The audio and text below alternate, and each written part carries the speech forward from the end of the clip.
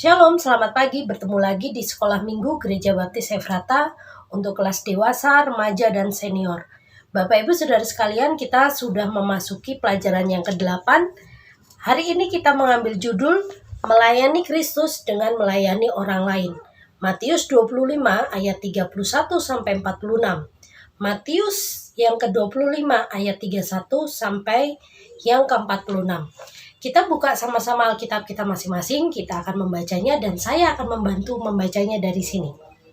Apabila Anak Manusia datang dalam kemuliaannya dan semua malaikat bersama-sama dengan dia, maka ia akan bersemayam di atas tahta kemuliaannya. Lalu semua bangsa akan dikumpulkan di hadapannya, dan dia akan memisahkan mereka seorang daripada seorang, sama seperti gembala memisahkan domba dari kambing. Dan ia akan menempatkan domba-domba di sebelah kanannya, dan kambing-kambing di sebelah kirinya.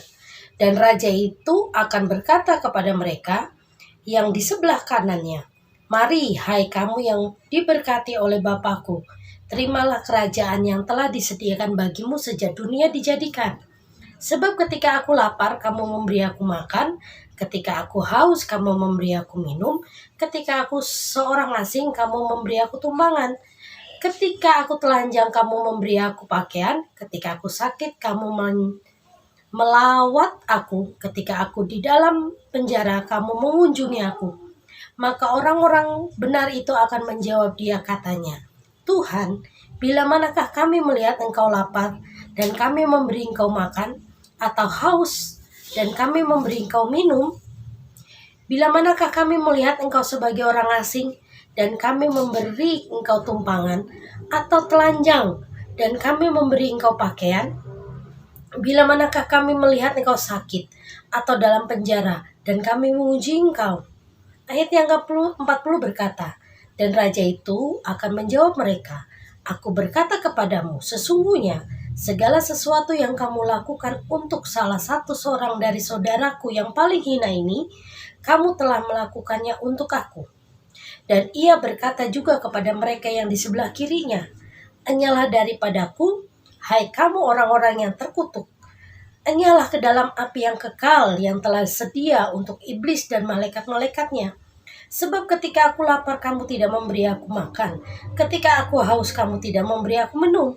Ketika aku seorang asing, kamu tidak memberi aku tumpangan.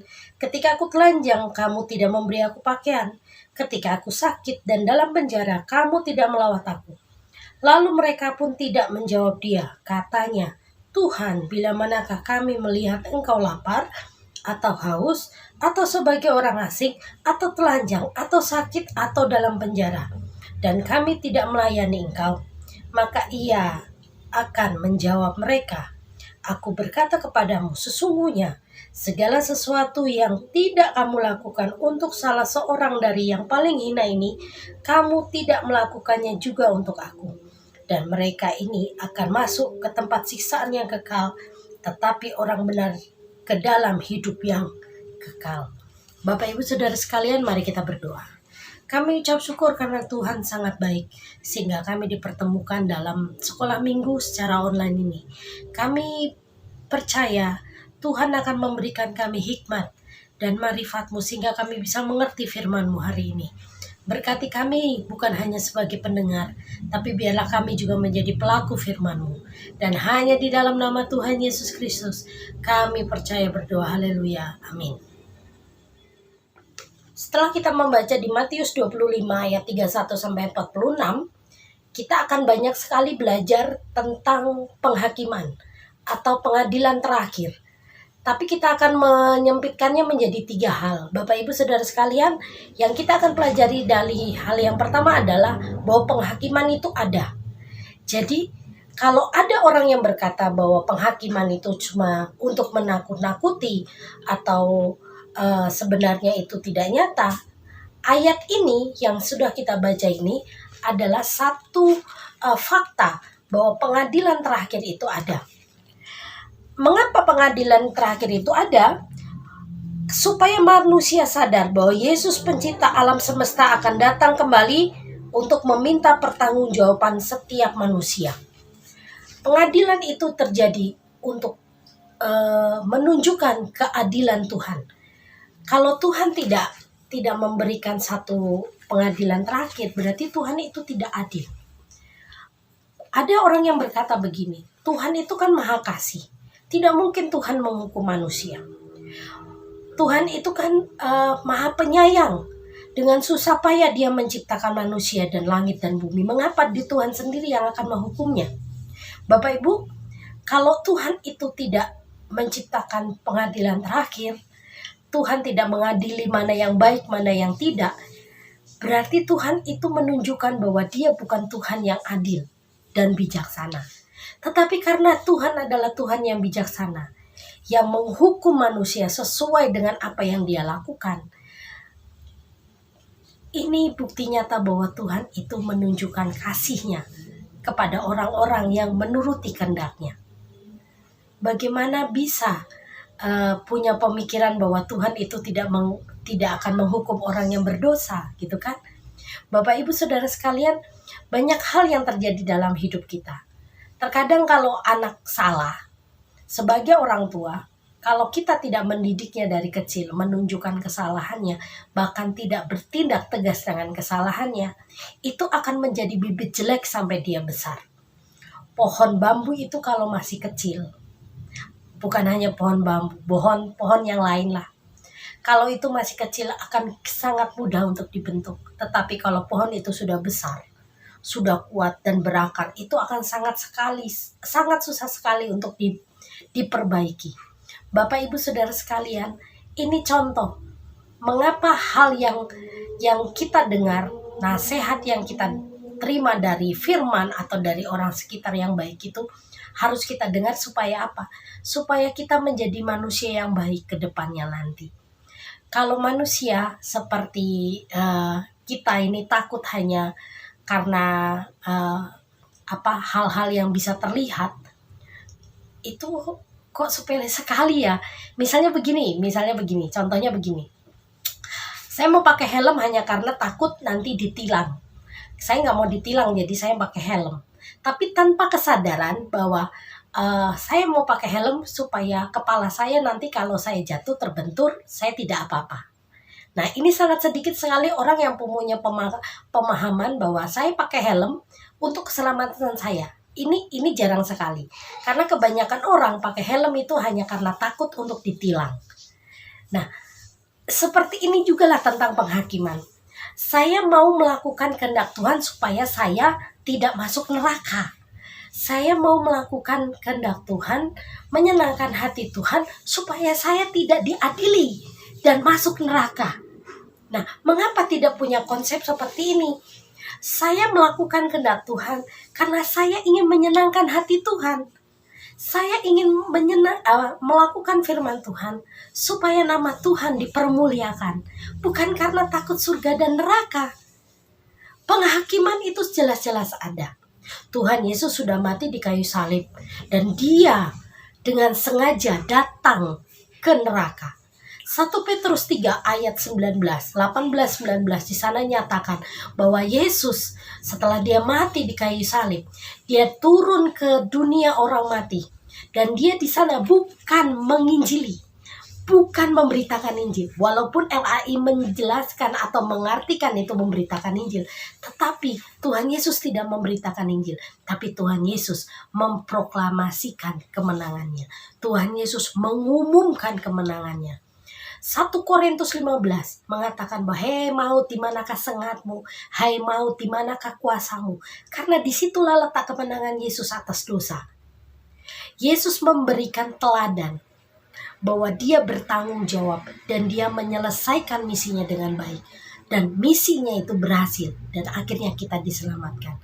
Tetapi banyak sekali orang yang menggunakan keselamatan itu dengan sangat tidak bertanggung jawab, sehingga Tuhan memberikan satu tindakan tegas bagi setiap anak-anaknya yang tidak melakukan sesuai dengan kehendaknya, sesuai dengan aturannya.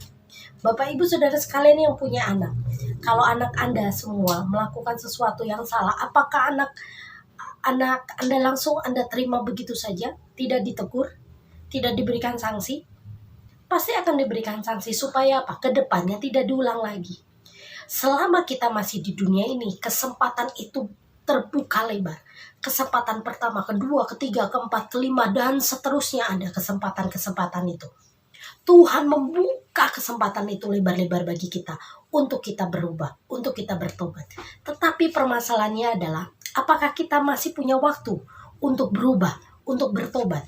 Kalau kesempatan yang pertama, kedua, ketiga, dan selanjutnya kita tidak manfaatkan, kita nanti kehabisan waktu dan akhirnya kita hanya menemui pengadilan terakhir oleh Tuhan. Yang di pelajaran yang kedua, agar manusia sadar akan hidupnya. Tadi kita sudah baca di ayat 34 sampai 46 mengatakan bahwa Tuhan itu memisahkan kambing dan domba. Kambing dan domba. Sama saja, sama-sama embek gitu kan ya. Tapi jelas beda. Domba itu beda dengan kambing. Kalau domba itu kan punya bulu, lebih tebal bulunya, tapi kalau kambing itu tidak. Dan kalau kita bicara di Alkitab bahwa domba itu menggambarkan anak-anak Tuhan yang menurut, yang melakukan kehendak Tuhan, sedangkan kambing itu tidak menurut, tetapi melakukan kehendaknya sendiri. Sadar bahwa cara hidup kita merupakan perwujudan dari iman, sebenarnya itu gambarannya. Jadi kalau kita melakukan kehendak Tuhan, kita dikatakan domba. Tapi kalau kita tidak melakukan kehendak Tuhan, kita dikatakan kambing. Melakukan kehendak Tuhan itu adalah hal yang bukan hal yang mudah ya. Karena kita punya ego, kita punya kepribadian, kita juga punya keinginan sendiri. Kita terkadang keinginan kita itu bertentangan dengan keinginan Tuhan. Keinginan Tuhan itu tidak sesuai dengan keinginan kita. Dan ini yang menjadi satu proses kedewasaan setiap orang masing-masing itu berbeda-beda. Tetapi setiap orang harus sadar bahwa hidupnya adalah hidup yang menjalankan satu visi dan misi dari Tuhan. Dan kalau visi dan misi dari Tuhan ini tidak dilakukan, maka kita bisa dikatakan adalah kambing, bukannya domba.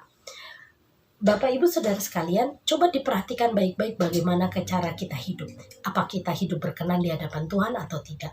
Kalau tadi kita sudah membaca, yang sudah tadi, bahwa Tuhan mengatakan bahwa di sebelah kanannya adalah domba, dan mereka melakukan keinginan Tuhan, yaitu memberikan Tuhan baju, waktu Tuhan telanjang, memberikan Tuhan makan, waktu Tuhan kelaparan, memberikan tumpangan saat Tuhan itu terlantar. Tetapi domba-domba ini mengatakan, waktu kapan saya memberikan ini pada Tuhan? Tuhan berkata bahwa saat engkau melihat saudaraku yang paling hina, kau tolong, itulah. Saat itulah engkau menolong aku. Banyak sekali persepsi yang mengatakan begini, bahwa keselamatan itu titik beratnya adalah melakukan hal baik, karena melakukan hal baik. Jadi ada yang mengatakan bahwa karena firman ini mengatakan bahwa kita harus melakukan tindakan baik, perbuatan baik sehingga kita masuk surga. Bukan begitu Bapak Ibu Saudara sekalian ya. Kalau ada yang berpikiran lewat ayat ini, loh lihat ayat ini mengatakan bahwa kalau kita memberi kepada saudara kita, melakukan hal baik, berarti kita masuk surga. Kita selalu belajar ya Bapak Ibu Saudara sekalian bahwa keselamatan kita bukan ditentukan karena perbuatan baik. Keselamatan kita sudah ada sejak dunia ini diciptakan. Tadi Alkitab juga berkatakan seperti itu ya kan? Karena engkau sudah menjadi bagian dari kerajaanku gitu kan. Itu sudah jadi warisannya kita. Karena kita adalah anak-anak Tuhan. Tetapi yang Tuhan inginkan adalah saat kita menjadi ahli waris kerajaan surga, kelakuan kita ini pun harus mencerminkan sebagai anak-anak kerajaan surga. Bukan karena kita sudah diselamatkan, kita sudah punya tiket masuk kerajaan surga, kita bisa seenaknya saja. Maksudnya begitu. Bukan karena kau masuk kerajaan surga karena berbuat baik, karena pahala, mengumpulkan pahala, tidak.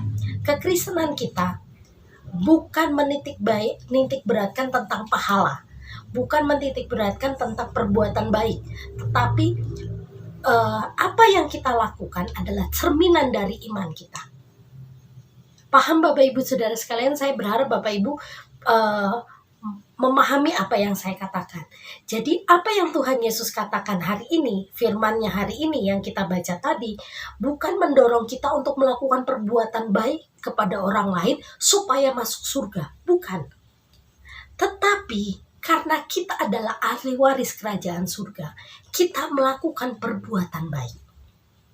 Dan tujuannya bukan untuk masuk kerajaan surga, tapi tujuannya adalah menyenangkan hati Tuhan, melakukan perintahnya.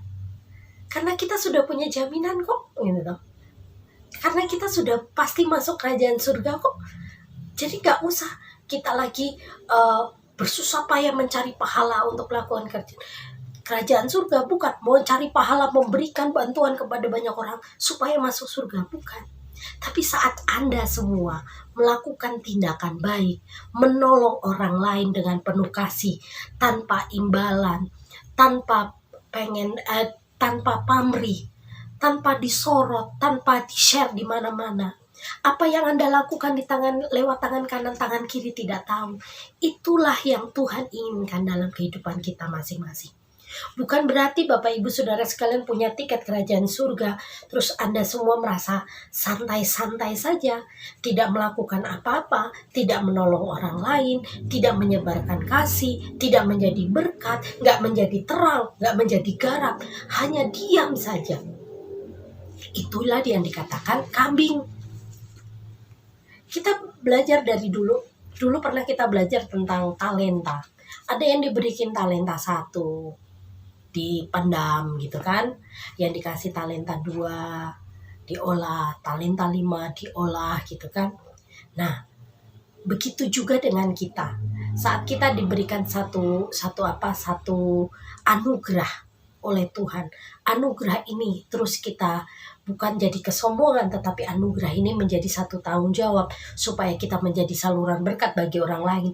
Inilah gambaran dari domba.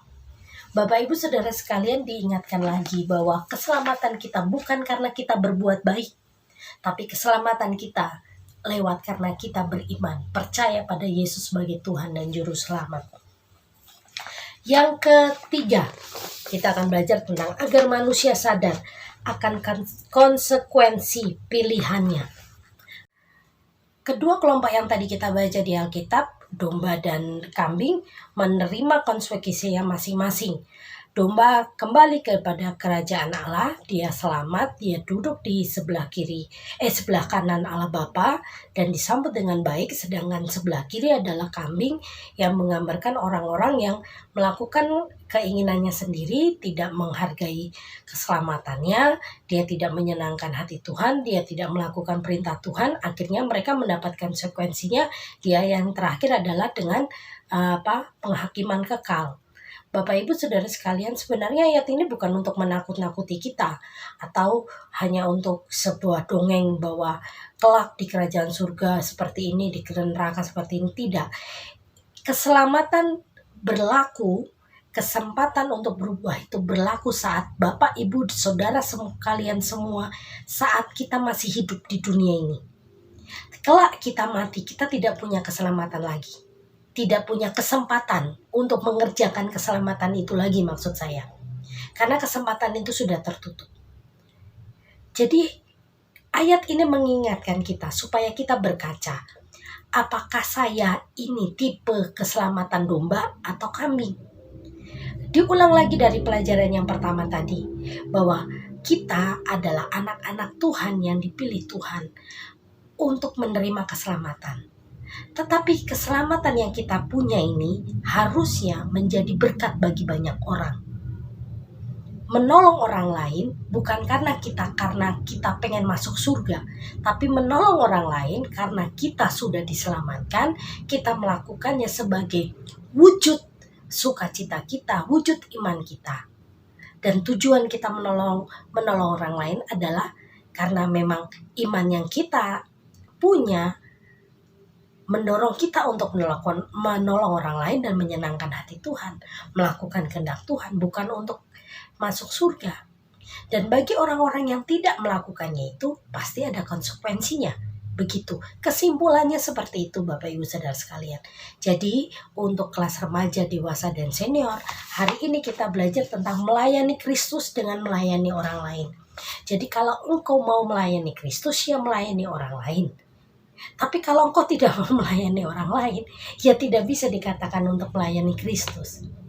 Alkitab juga mengatakan siapa yang terbesar di antara kamu bukan untuk dilayani, tapi untuk melayani. Kalau engkau merasa bahwa engkau adalah umat pilihan yang sudah menerima keselamatan, maka hidup kita ini harus menjadi berkat bagi orang lain. Bukan tujuannya untuk masuk surga, bukan. Tujuannya kita melayani atau melakukan perbuatan baik adalah untuk menyenangkan hati Tuhan, sebagai wujud iman kita, sebagai wujud kasih kita kepada Tuhan. Dan kita juga dituntut Tuhan untuk menjadi terang dan garam dunia, kan? Jadi hari ini pelajaran kita memang cukup berat. Saya sendiri juga agak susah juga menjelaskannya, tapi saya berharap Bapak Ibu Saudara sekalian paham dengan apa yang saya jelaskan. Bila nanti ada yang tidak mengerti atau tidak paham dengan apa yang saya jelaskan, bisa menghubungi saya atau juga menghubungi guru-guru sekolah minggu yang lain atau menghubungi Bapak dan Ibu Pendeta. Terima kasih Bapak Ibu Saudara sekalian. Kita tutup Alkitab kita akan berdoa. Tuhan Yesus, kami ucap syukur hari ini kami diingatkan kembali tentang akhir zaman.